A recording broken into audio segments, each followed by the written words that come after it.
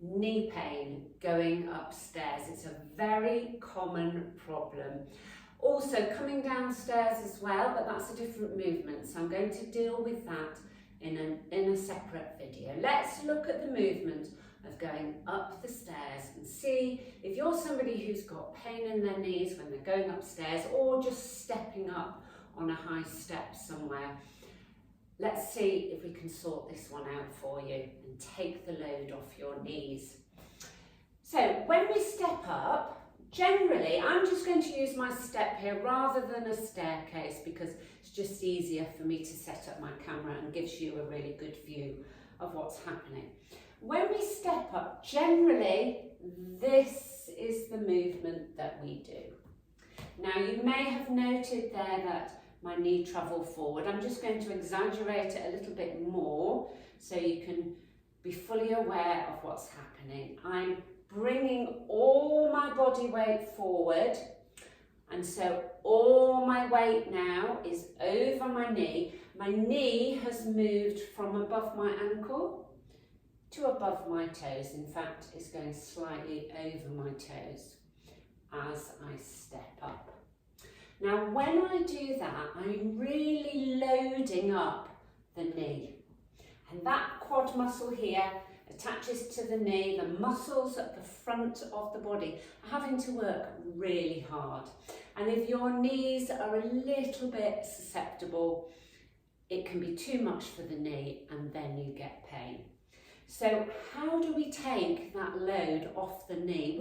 Wouldn't it be great if we could share that load with some other muscles? And that's exactly what we're going to do. So instead of only using the muscles on the front of the body, we're going to utilise some of these muscles at the back of the body, and they're going to share the load. How do we do that? Well, instead of moving the whole body forward like this, we're just going to move the upper body forward, and we're going to do that with a hip hinge. So not a leaning forward.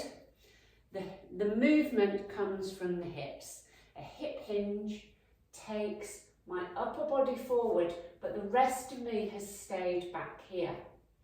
And then as I step up, the muscles at the back of me, my glute muscles, will push my hips forward and bring me up to standing.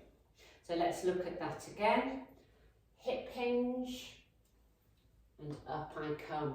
So now the muscles in the back of me are sharing the load and there isn't so much pressure on that knee joint.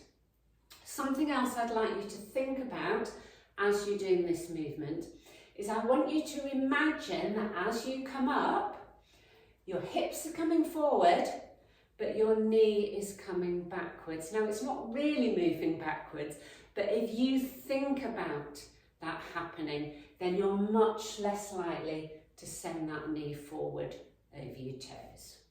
So one more time, we hip hinge, we use these bottom muscles so they get squeezed, up we come. And you can see with that movement now, my shin stays vertical and I haven't got that pressure on my knee, and it's much less likely that I'm going to get that pain. So have a practice on a step or at the bottom of the staircase.